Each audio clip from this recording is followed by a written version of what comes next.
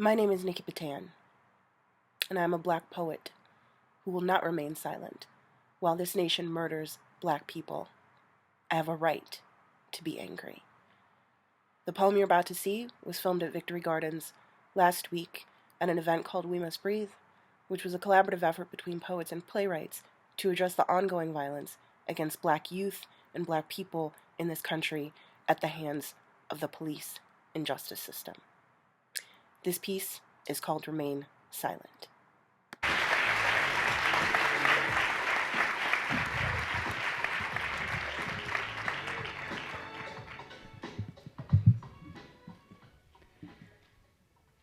And when we speak, we are afraid our words will not be heard nor welcomed.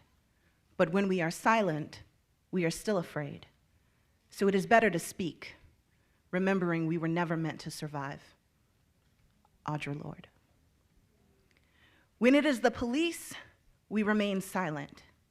When it is rape, we remain silent. When it is someone famous, someone popular, someone powerful, we remain silent. Of all rape victims, we have the right to require silence because we think no one is innocent, not even the innocent, not ever the victims. We make them complicit. We are told when we are young who we can go to feel safe.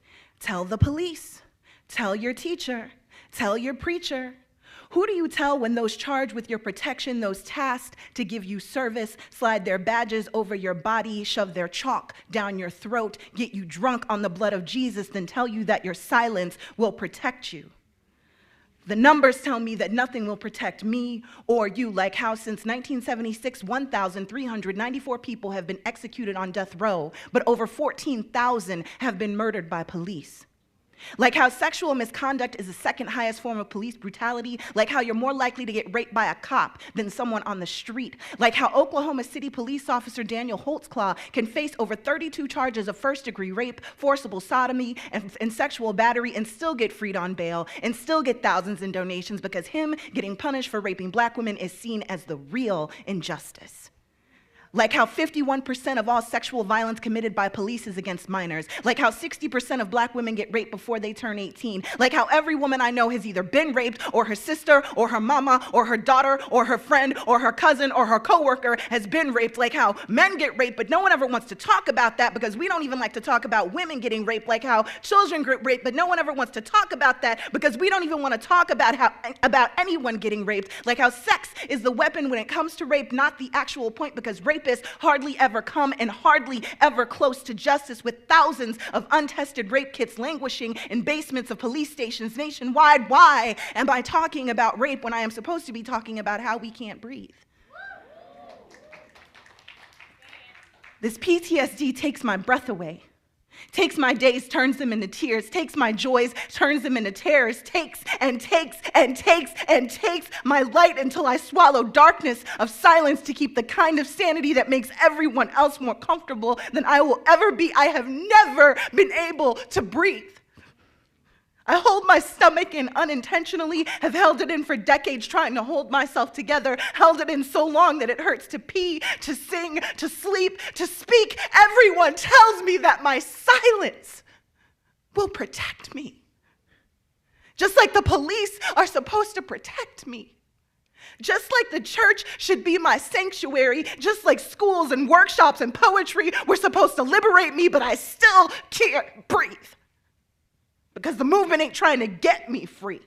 When rape is so pervasive that those trying to uplift the masses do their best to try to uplift some asses, then press fingers into screams saying, just move with me, not against me, saying, keep this our secret, no one will believe you anyway. Gluttons for power will always gorge themselves on those they perceive as weak. What is most terrifying to the powerful is the weak realizing their strength. There is no keeping of secrets when the dead are resurrected through the anger of the living. There is no keeping of secrets when the raped find their justice in the telling of what happened.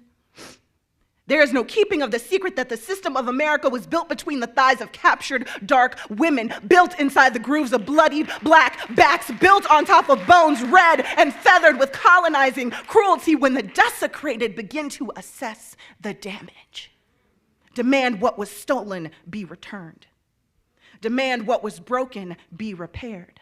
Demand what was destroyed be restored.